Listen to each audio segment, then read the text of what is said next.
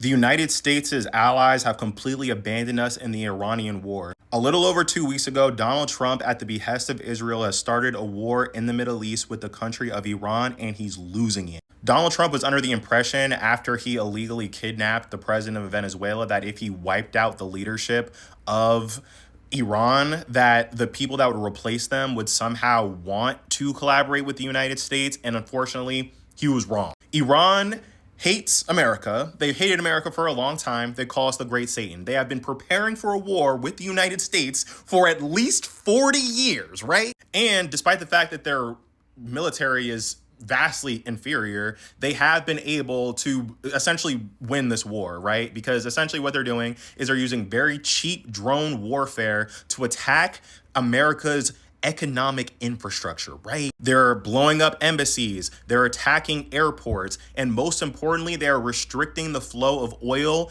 out of their territory. The Strait of Hormuz is a waterway that's in Iran's backyard that they can block whenever they want, that almost 1/5 of the world's oil flows through. So if they block that off, then that means that pretty much every single item in the entire world would spike in price. The Strait of Hormuz, it ain't new, okay? But because the current leader of the military in the United States is a Fox News host, he just didn't think of that being a possible reality. So despite the fact that America has a much more powerful military, they're not really able to reclaim the strait unless they just throw a bunch of American soldiers' lives away on it, right? And then even if they were able to take control of the strait again, the Iranians could just fire on the island that controls it until all the Americans leave and then just take it over again. So despite the fact that Donald Trump said that NATO never did anything for the United States, that they didn't help us in Afghanistan, that they don't pay their fair share, that there's no reason to listen to what they want, Donald Trump has said,